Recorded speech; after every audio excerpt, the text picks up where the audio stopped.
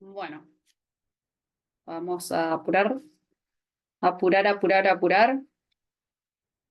Vuelvo a la tabla, solo para molestar, pero para que les quede bien claro que esta es una tabla de cola hacia la derecha. Voy a volver a dibujar qué es lo que esta tabla tabula, valga la redundancia. Esta tabla tabula o nos va a dar los valores de Z en base al área. Si vemos el cuerpo de la tabla, vamos a ver el área que se acumula en la cola derecha, que para nosotros va a ser el alfa sobre 2. ¿Sí? Entonces, como nosotros sabemos que el alfa se divide en dos partes, y por ejemplo, nuestro alfa es de 0,05 del 5%, el nivel de significancia, por ende nuestro intervalo es del 95%, dividimos el alfa sobre 2, el alfa en 2, y buscamos el valor en el cuerpo de la tabla. É o prejuízo mesmo? Tem que descarregar 30 barras de terra. Daí ela disse assim, ele não está acreditando. Ahí está. Bueno, el pedacito de la cola que acumula el alfa que yo conozco, que es 0,025, va a ser el valor que del lado derecho de la cola acumula el pedazo de alfa, la mitad del alfa, y que va a ser aquel valor que me va a dar el Z, que para mí es una incógnita.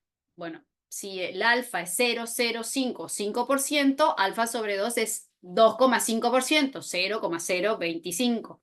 Lo busco en el cuerpo de la tabla, lo encuentro y directamente me da el valor de Z. Ahora, si trabajo con un alfa de 0,10, alfa sobre 2, y pongo acá, ay, perdón, quiero bajar, quiero subir más bien. No, ahí está. Entonces pongo acá, entonces Z para este valor que acabamos de encontrar, si no más bien lo borro completo, ya lo pongo, el valor de Z de este lado va a ser 1,96, que acabamos de encontrar ahora, 1,96. Del otro lado, la colita del lado izquierdo, ¿sí?, que también es alfa sobre 2, acuérdense que la distribución está centrada en 0, va a valer menos 1,96, ¿sí? Por eso de un lado yo resto a la media el error de muestreo y del otro lado lo sumo, ¿sí? Entonces acá mi distribución de t está centrada en 0. De este lado de la izquierda son negativos, los valores de t, lo mismo que los valores de z. Bien. Estábamos con el alfa de 10%, ¿sí? O de 0,1. Entonces el alfa sobre 2 es 0,05. ¿Cómo lo encuentro? Y bueno, me voy al cuerpo de la tabla y veo dónde, un segundo, veo dónde está el valor más cercano a 0,05. El valor más cercano a 0,05 está acá, o acá, entre estos dos valores, ¿sí? ¿Y cuánto me da de z? O sea, este pedacito, la colita del lado derecho o la colita del lado izquierdo, me da lo mismo. Los dos valen 0,05. Entonces, acá tenemos estos dos valores que están súper cerca de 0,05. Me quedo entonces con este 0,05, lo marco y busco cuánto me da el valor de z para este caso. ¿Ok? Y me quedó que va a valer 1,64 el valor de z. ¿Qué hago? Bueno, como cambié esto, le pongo los nuevos valores a mi serie. Mi valor de z del lado negativo es menos 1,64 y del lado positivo es 1,64. ¿Se entiende? Esta tablita es... Ay, bueno, dije una cosa y hice otra. 64. Salicho, amigo. 1,64 y acá de este lado el z vale 1,64. El mismo ejercicio les recomiendo hacer con el otro valor que solemos usar, el valor de alfa, que es 0,01. ¿Ok? A ver dónde quedó. Esta es la t estimada. ¿Quedó claro esto, Alfonsina? ¿Cómo estás?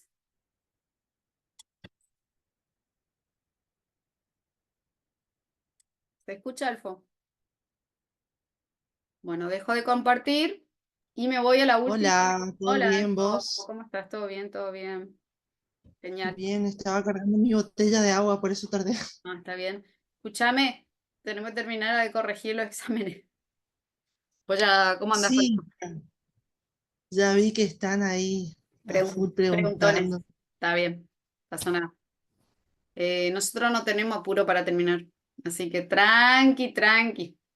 Bueno, ahora les muestro la última tabla, solo para molestar. Esta es una tabla completa del lado negativo, de lo más negativo posible a lo más positivo posible. Porque puede suceder, de hecho, creo que en el ejercicio de Alfonsina que hicieron el número 10 de la guía anterior, determinaron los valores de z para un intervalo, creo eran intervalos yo qué sé, una tabla de frecuencia, creo que de diámetros. Entonces tenían que estandarizar el valor de x del límite inferior, límite superior, y les daba valores bastante, bastante complicados. Entonces el valor mínimo al cual llega esta tabla es menos 3,99, o sea, casi 4, acá pueden ver. Esta tabla va acumulando del menos infinito, o por lo menos del menos 30, del menos 3,99 al más 3,99, ¿sí? Ese es el límite máximo que tabula. Y las tablas de z, en el cuerpo de las tablas siempre están las probabilidades que se van acumulando desde el menos infinito hasta el más infinito. O sea, si llegamos acá, hasta el último punto, más o menos vamos a estar acumulando casi el 100% de la probabilidad que se acumula bajo la curva, casi es 1, ¿sí? Entonces, las probabilidades ahí se pueden leer en el cuerpo de la tabla. Entonces, si yo tengo un intervalo de confianza con un alfa, un nivel de significancia del 5% y divido otra vez el alfa en dos pedacitos, Del lado izquierdo voy a tener 0,025 del área, el área en donde de probabilidades de que mi intervalo no contenga al verdadero valor de parámetro vale 0,025. Y lo busco en el cuerpo de la tabla de nuevo, cuál es aquel valor que más se acerca a 0,025. Lo encuentro de una, ahí, ya lo encontré, 0,025 y me da menos 1,90 y, pero en un toque, menos 1,96. Ya tengo de un lado. Y ahora me voy del otro lado. ¿Y del otro lado qué va a pasar? Si esto va acumulando, llegué acá y me dio menos 1, me dio por acá, menos 1,96. Aguanten un toque que voy a dibujar. ¿Qué es esto? Acá. Me dio por acá, menos 1,96. Menos 1, peor todavía. Bueno, ahora esto se me va a ir acumulando, acumulando, acumulando, hasta que yo llegue al próximo 1,96 del lado positivo, ¿sí? Acá están las áreas de alfa sobre 2, que es 0,025. Este pedazo también vale 0,025. Bien. Entonces, si esta tabla va acumulando y yo quiero que me dé el valor de 1,96 del lado positivo, lo que tengo que hacer es restarle a 1, que es la sumatoria de todo el área bajo la curva, este pedacito. ¿Sí? Entonces hago 1 menos 0,025. ¿Cuánto me da eso? Dirán ustedes.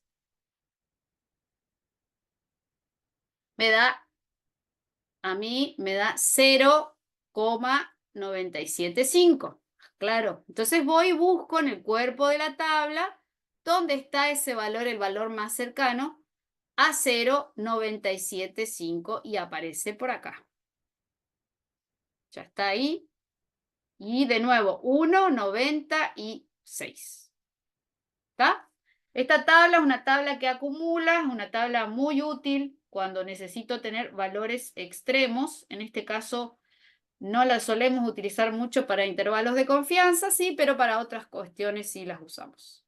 Así que esas dos tablas ténganlas en sus Vademécum. Ahora sí, volvemos al ejercicio y lo hacemos a toda velocidad porque sabemos todo lo que necesitamos.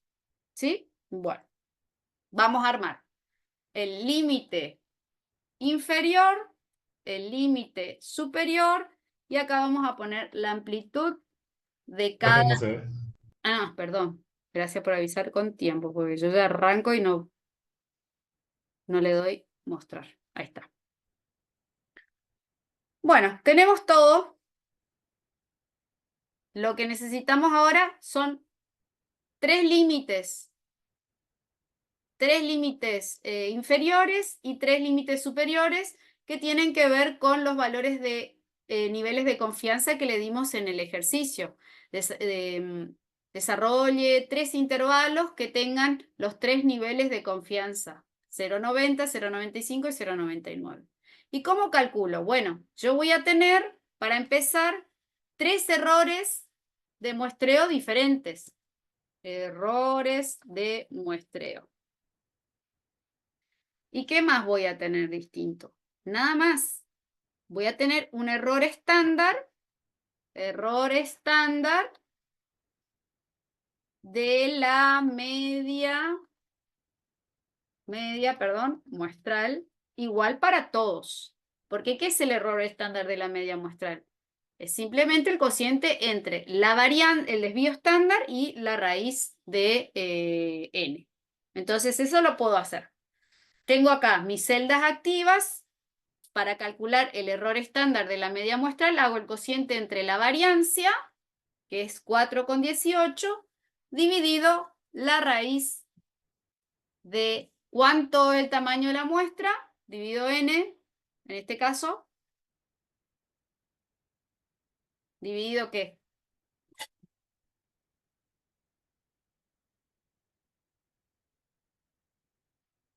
Raíz de 16. Bien, muy bien. 16 entonces acá. Me faltó, ahí está. Y este es el error estándar de la media muestral. Acostúmbrense a hablar con esta terminología, ¿sí? Bien. ¿Qué cambia para los otros? Nada, absolutamente nada. Se mantiene igual. Ahí está.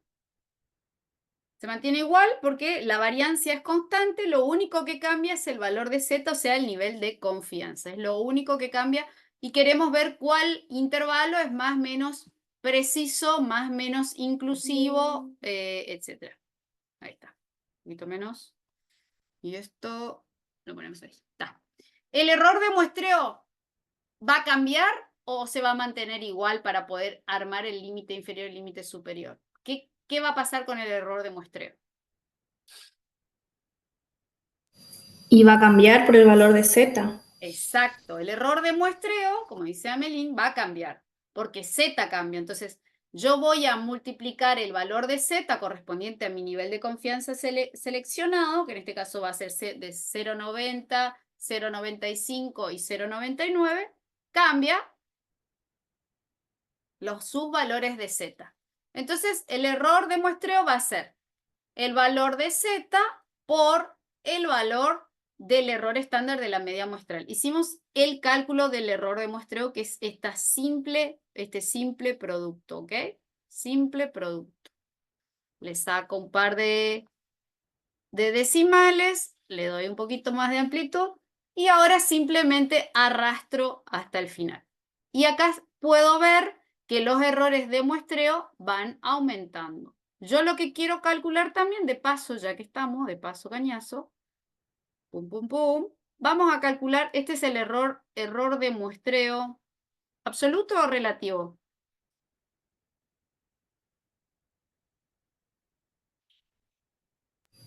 ¿Absoluto? Absoluto. Esto tiene todas unidades, kilogramos, kilogramos, kilogramos. Z tiene unidades. Z tiene unidades. ¿Qué pasó con las unidades? Amelie. No, No tiene unidades.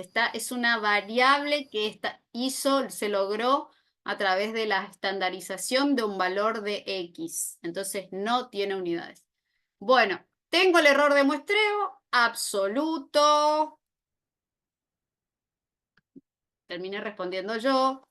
Absoluto porque está en las mismas unidades que la variable bajo estudio. Pero ahora el error de muestreo relativo, que es muy importante y es a través de donde nosotros mantenemos el control, el error de muestreo relativo, ¿cómo lo calculábamos? Y puede estar en porcentaje. Que es un parámetro de control. ¿Cómo se calculaba el error de muestreo relativo? Es muy, muy importante, chicos. ¿Qué yo le hacía a este error absoluto para transformarlo en relativo? Lo hicimos muchas veces en estadística con muchos estadísticos. Por ejemplo, el coeficiente de variación.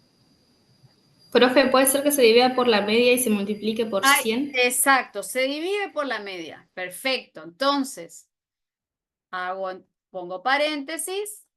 Divido el error de muestreo absoluto que está en kilogramos, dividido la media y finalmente multiplico por 100. Esto me va a dar un porcentaje. ¿Al final multipliqué por 100 o no? Me dio súper chico. Está multiplicado por 100. Le voy a sacar esto y le voy a poner ya los porcentajes. Me da súper chico. Eso significa que la variación respecto del peso total, la variancia o el desvío estándar respecto del peso total es pequeño, ¿sí? Me da un error súper chico. Eso me está diciendo que la población es muy homogénea, ¿sí? Cuando el error de muestreo relativo supera el 10%, el 20%, estamos ante la presencia de una población muy heterogénea. En este caso, ese desvío estándar poblacional de 4 kilos con 18 respecto de la media, que es el cálculo que hice, es súper pequeño, ¿sí? Es súper bajo. Entonces, bueno, esto es para tenerlo ahí en cuenta. ¿Cómo calculo ahora el límite inferior del primer intervalo? ¿Qué le hago a la media? Estoy acá. Conceptualmente, ¿qué le hago a la media? ¿Y le resto el error? Le resto el error. ¿Cuál error?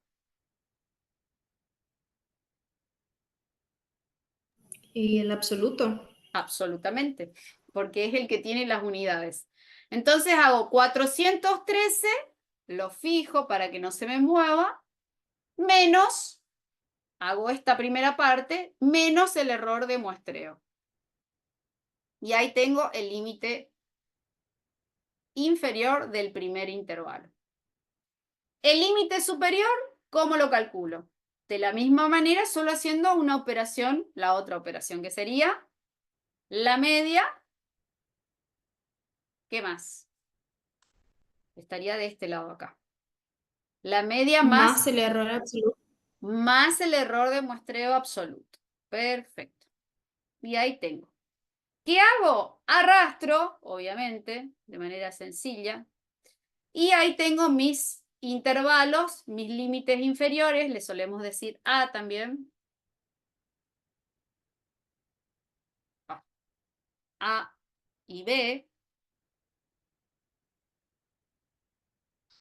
Ahí está. Y ahí están los valores. La amplitud es simplemente la diferencia entre el mayor menos el menor. Y ahí vamos a ir viendo cómo va a ir. ¿Qué va a pasar con la amplitud acá? ¿Va a ir aumentando o va a ir disminuyendo de acuerdo al nivel de confianza que le estemos dando? Aumenta. Aumenta. Gracias, Amelín, por participar. ¿Los otros están mudos o qué? Aumenta. ¿Por qué aumenta? No responda vos, Amelín, porque si no los otros son muy piolas y se quedan en el molde. ¿Por qué aumentó la amplitud del intervalo? ¿Y qué significa que Porque aumente? el límite inferior va bajando y el límite superior va subiendo. ¿Pero por qué? ¿Por qué pasa eso? ¿Qué es lo que cambia de un intervalo al otro?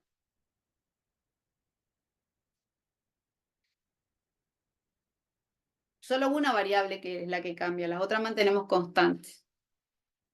El error absoluto, el muestreo absoluto. Sí, pero ¿quién da origen a ese cambio?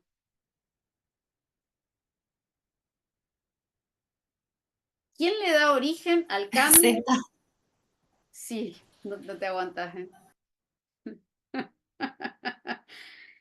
El nivel de confianza va aumentando. Primero tenemos un nivel de confianza del 90%. Nosotros estamos afirmando que con un 90% de probabilidad, el verdadero valor del peso promedio de los novillos que fueron sometidos a esta dieta va a estar entre 411 y 414 kilogramos. La precisión es altísima, hay solo 3 kilos 3,44 kilogramos de amplitud, o sea, es muy preciso el intervalo. O sea, entre 411 y 414 está el peso promedio de los novillos que son tratados con esa dieta experimental. Después, ¿qué pasa? Yo hago un intervalo más grande, lo amplío, digo, no, bueno, a un 95% de nivel de confianza. Afirmo que el verdadero peso promedio de los novillos sometidos a esta dieta experimental está entre 410 y 415. O 411 y 415. Esos son 4 kilos de amplitud, que sigue siendo un muy buen intervalo de confianza. Y después digo, no quiero arriesgarme, quiero realmente que el verdadero valor del parámetro esté dentro de mi intervalo. Entonces, lo amplío al 99%. ¿Saben lo que es el 99%? Es casi el 100%, es casi un suceso cierto. ¿Se acuerdan que la probabilidad de un suceso cierto es de 1%, o sea, es de 100% o una probabilidad de 1? Bueno, estamos a 0,01 o a 1% de errarle o de que ese intervalo no contenga el verdadero parámetro.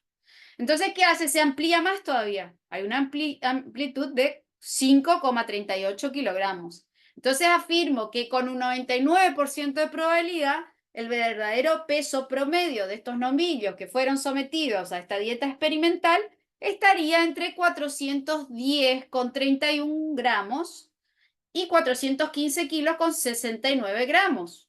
Listo, terminó. Entonces ahí va a depender de cuánta precisión yo necesito y cuánta confianza yo le doy a mi intervalo de confianza, que es un evento aleatorio. ¿Sí? Puede suceder o no. Hay un 1% de probabilidad de que no se cumpla, 5% de probabilidad de que no se cumpla ese suceso y un 10% de probabilidad de que no se cumpla. ¿Entendieron? ¿Cómo se redacta? Se redacta de esta manera. A ver, ¿quién se anima a hacer una descripción? ¿Quién se anima a leer este intervalo? Porque esto es lo más complejo de todo. El primer intervalo.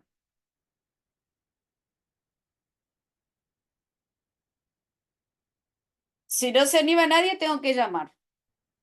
Amelín queda descartada. Puede descansar, relajarse. ¿Cuántos somos?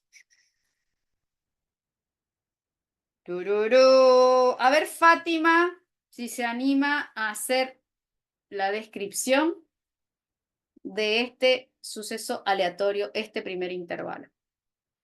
¿Cómo dirías vos que si yo armo un intervalo del 90% o con un nivel de confianza del 90%, mi media poblacional estaría entre el límite inferior y el límite superior? ¿Te animás, Fátima, por favor, a tirar? No importa si sale o no sale, es indistinto, o sea, acá estamos aprendiendo.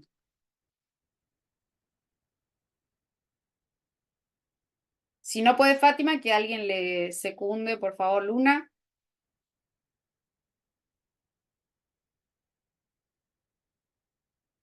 Luna, por favor. No, eso, dale, Luna. Tira una. Sería que hay a ver, un nivel de confianza, con un nivel de confianza del 90%, se estima que hay entre de los 16 novillos, 411,3 kilogramos. No, Tranquila, ni idea, tranquila. profe. No, tranquila. Pensá que vos estás estimando el peso promedio de todos los novillos, no de los 16. Peso promedio, porque esto es una estimación general. Decís que, de nuevo, con un nivel de confianza del 90%, ¿qué más? Con un nivel de confianza del 90%, Sí, la media poblacional sería de todos los novillos. sí, pero ¿qué de la media eh, poblacional? ¿Qué media poblacional? ¿Qué es lo que vos estás estudiando? La variable que vos estás estudiando. El el peso de los novillos. peso promedio de los novillos Peso promedio se encuentra entre... se encuentra entre 411,3 kilogramos Y y 414,7 kilogramos. perfecto, muy bien. Excelente, Luna, ¿viste? Hay que animarse. Me gustaría que... Más o menos, profe. No, esto siempre es perfectible todo el tiempo, así que tranquila. Luke Mayra, Dale. ver el segundo intervalo, si te animás.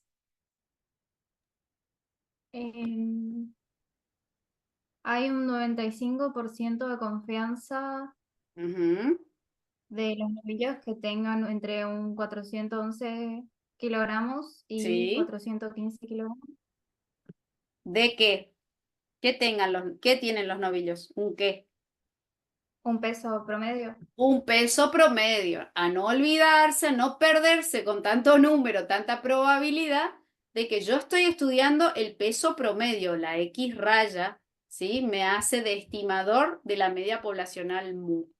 Perfecto, Mayra, muy bien, estamos mejorando. A ver si Ludwig se anima también a tirar el último golazo acá, del intervalo más ancho. Daniel, Ludwig.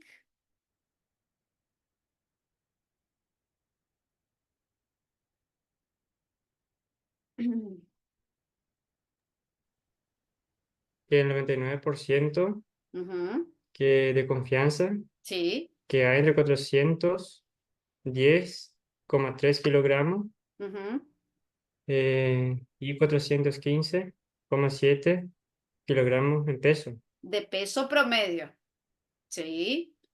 de peso promedio. Más sencillo puede ser, el peso promedio podría estar entre 410 y 415,7 kilogramos con un nivel de confianza del 99%. O con un nivel de confianza del 99%, yo puedo afirmar que el peso promedio está entre 410 y 415,7 kilogramos. Esto es muy importante que ustedes entiendan lo que están haciendo y puedan expresar de manera coloquial, o sea, verbalmente lo que calcularon, porque no tiene ningún sentido calcular, hacer número, y después no saben cómo interpretar o cómo usar esta información que es muy importante, ¿ok? Así que muy bien por los que participaron y el resto también. Vamos por el segundo ejercicio, un ratito más y terminamos, ¿sí? El segundo ejercicio que vamos a tratar hoy es el de las botellas, me parece. Se sospecha, dice que, o sea, ahí en la guía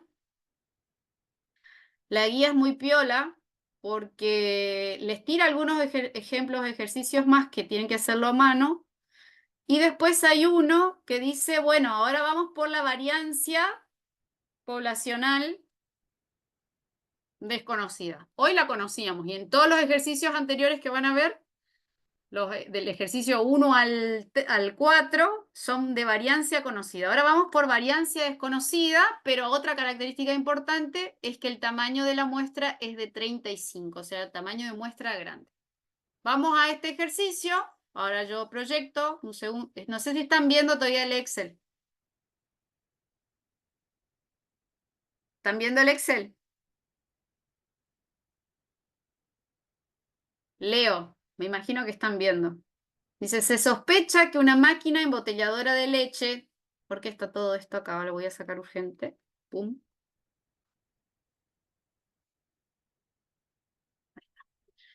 Se sospecha que una máquina embotelladora de leche no funciona adecuadamente. Se tomó una muestra de 35 botellas de leche y se determinó el volumen promedio de leche, siendo este 970 centímetros cúbicos. ¿Sí?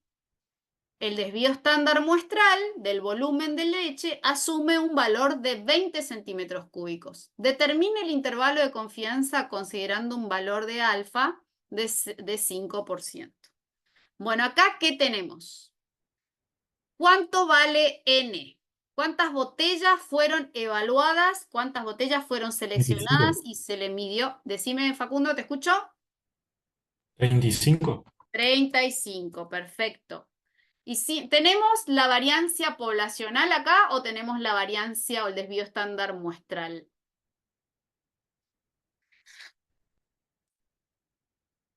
¿Tenemos sigma? Tenemos 5. ¿Seguro? ¿Te dice que el desvío estándar poblacional en algún lado? ¿O qué dice? Debido estándar muestral. ¿Y cuál es la diferencia entre el uno y el otro? ¿El poblacional qué es? ¿Cómo le decimos nosotros?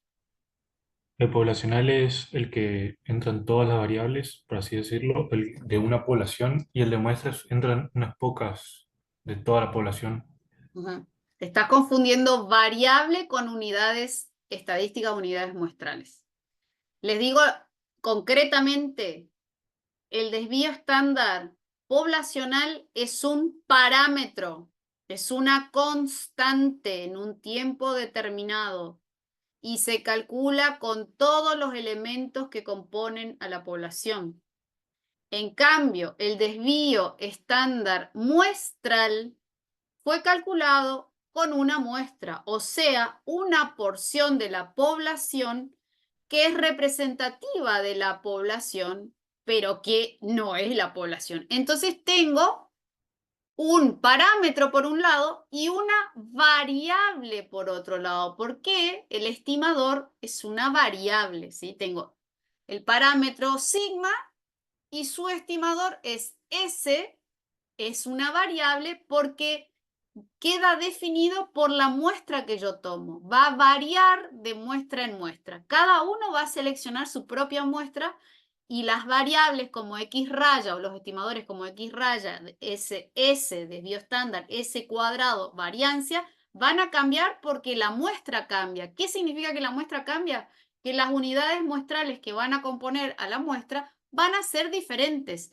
Por ende, si son diferentes las unidades muestrales que componen una muestra, van a entregar estimadores distintos. O sea, la media va a ser distinta, la variancia va a ser distinta, el desvío estándar va a ser distinto y todos los estimadores que nosotros aprendimos a calcular en estadística descriptiva, desde las medidas de posición central hasta las medidas de forma, van a cambiar de muestra en muestra, por ende son estimadores, salvo caso que uno utilice todos los datos de una población. Cuando utiliza todos los datos de una población, todos esos estimadores, todas esas variables o todos esos estadísticos se transforman en parámetros y los parámetros son constantes porque fueron calculados con todos los elementos que componen a una población y no una fracción como es la muestra.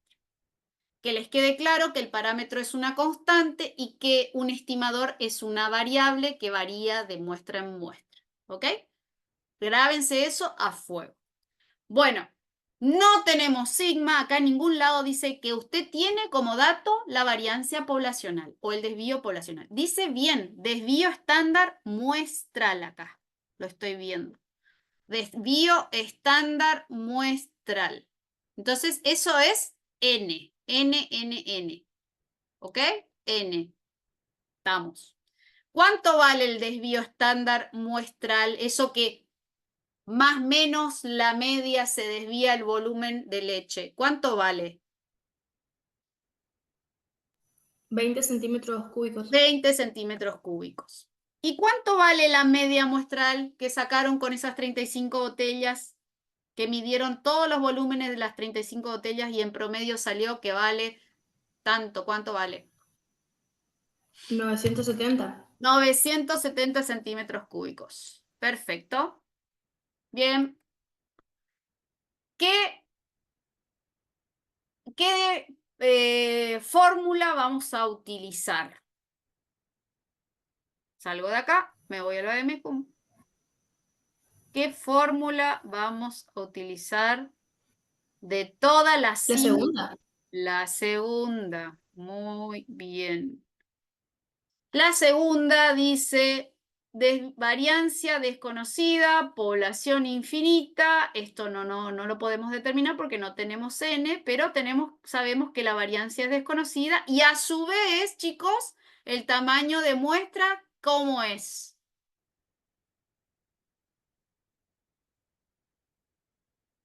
Eso es la clave, porque si no Mayor a 30. es Mayor a 30. mayor a 30. Pongan eso en sus vademecum. N es mayor a 30. Mayor o igual a 30, como dice acá abajo. Entonces me llevo este pedazo, pero sin ese mayor a 30, esta fórmula queda corta, o sea, falta ese dato, chicos. Muy importante.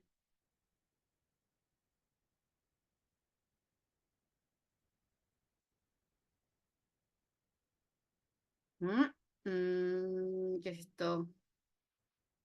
Ah, no. ¿Qué están viendo? ¿Están viendo a través del Excel o no? ¿Están viendo otro